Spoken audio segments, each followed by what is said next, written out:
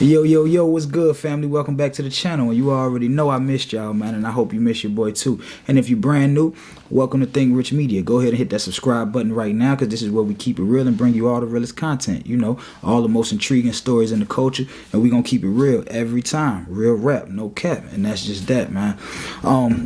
But without further ado, we're gonna go ahead and get into the story, and today we're gonna be talking about my boy Tsu Surf, man.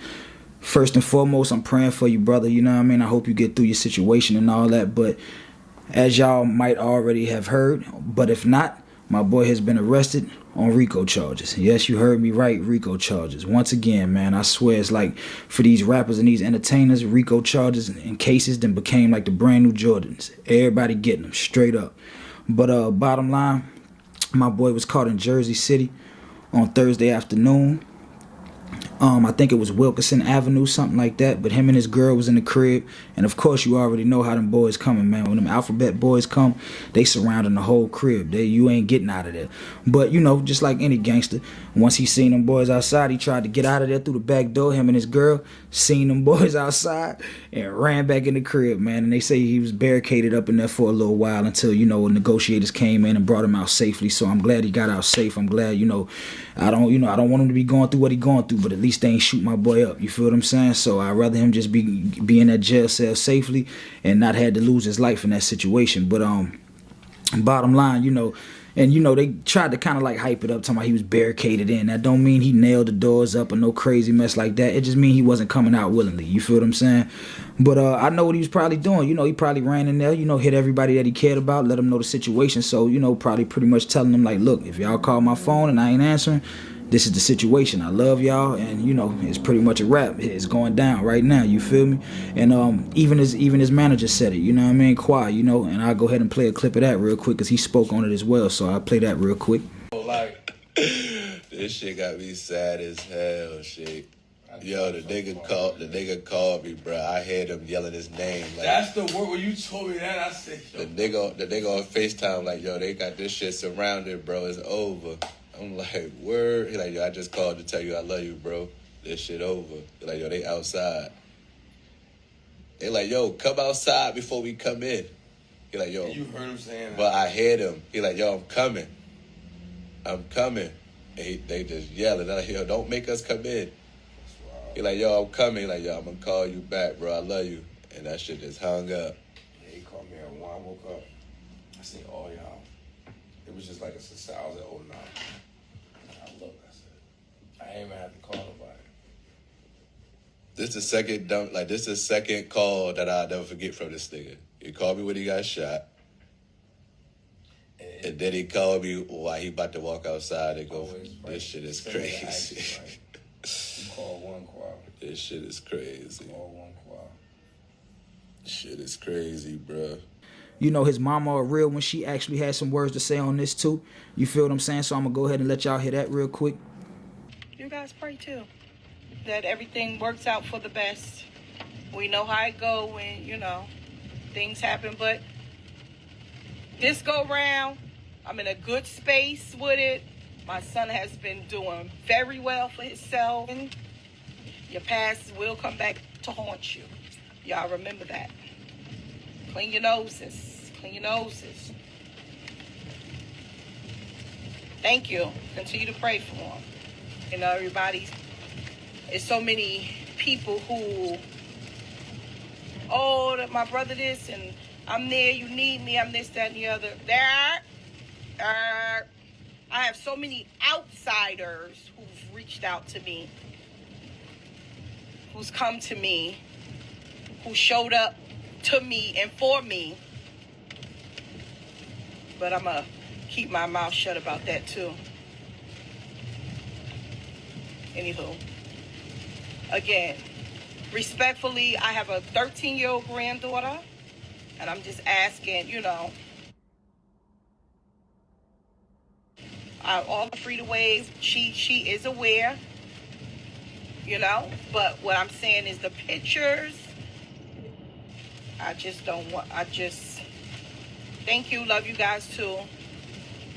We are going to be fine, and if it does not come out of my mouth, Anybody can always DM me, but if it doesn't come out of my mouth, don't take it for what it's worth.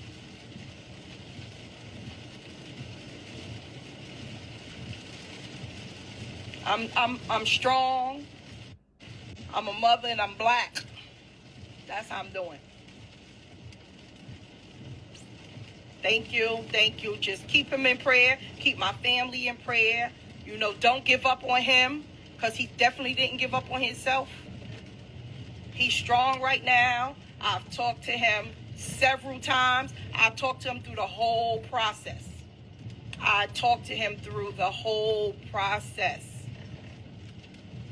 I was on the phone through the whole time. The whole time I was on the telephone, except when they cuffed him. Once he got in the car, I was on the phone with him. So he is in good spirits. He is okay. And trust me, I have some very good attorneys. And I didn't say attorney. I have some very good attorneys. Yeah, so, you know, and I feel quite like it's crazy to, you know, get those phone calls from your homie, man, because I remember, like, you know, when my pops got shot and all that, you know, the first time, because actually he got shot before the situation where he died and all that. And, you know, when I got the call, it was crazy. When Kwa said that, you know, I could definitely feel him on that. I definitely understood what he was trying to say when he said that, you know, because those type of phone calls are definitely crazy. You know, my mom used to tell me all the time when I was little, like, you know, when I be out late and all that, she just be like, I be nervous, you know, I be worried. I just don't want to get that phone call. You know, she be like, you know, if I'm out too late and, you know, the phone get to ringing, she like, every time the phone ring, my heart will drop, you know, and I understand that now. You know, when you're a kid, you like, come on, man, you just tripping. But I get that, you know what I mean? Like, for real, because those phone calls ain't no joke. They really ain't. But the bottom line is like, I bring this story to y'all, man, because I honestly just want to share with y'all how real these type of things be when you're a businessman. Because, like, you don't really never know this type of shit growing up. Like, bro is a great rapper, you know what I mean? I respect his presence. I love him as a rapper. I love him as a battle rapper, you know what I mean? He's very entertaining. I always watched him. I actually know him personally, you know what I mean? I only met him a few times, but I was actually looking for the picture in my phone, but I switched phones so much I couldn't even find it. I'm over here literally right now trying to charge up my other phone so I could find it and throw it in there. And if I find it, I will, but I don't know if I will. I'm not sure. But I had a picture of me and him sitting in my truck because we was handling a little business. But, you know, John, like my brother, I'm pretty sure if you're familiar with battle rap, you know who John is. But, you know, that's my day one, you know, so bottom line, you know, me and Surf had time to actually exchange energy, and bro had a great energy about himself, and I could tell that I'm almost positive he didn't want this for his life. You dig what I'm saying? But bro was so caught up in the streets, you know, growing up, banging and all that. But, you know, I say all that to say this.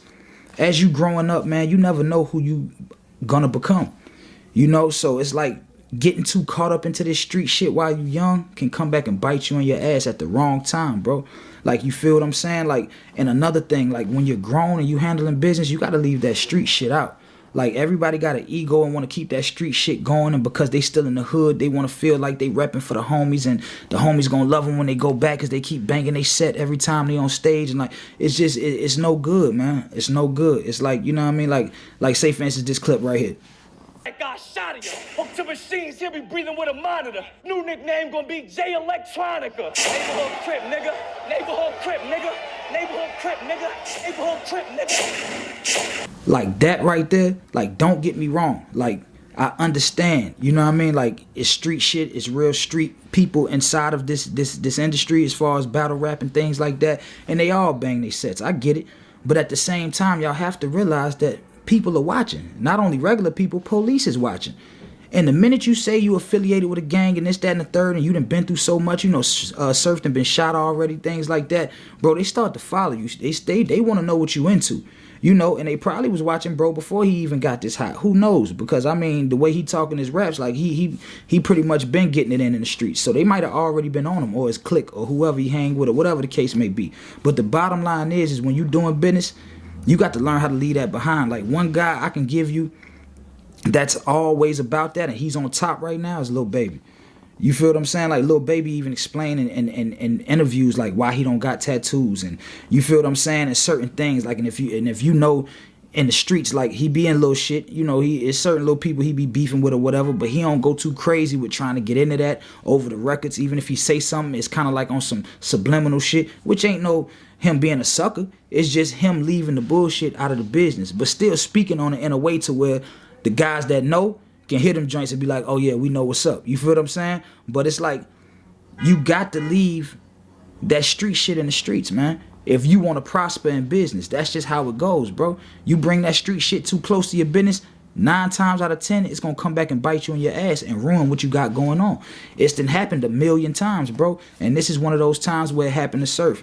You feel what I'm saying? It's like, because at the end of the day, bro, like how you get caught up in the R.I.C.O, you doing so well right now. And obviously we know how it came about. Some of his guys is probably locked up. And I ain't going to say that they snitching or ratting or whatever the case may be, but somebody done said his name.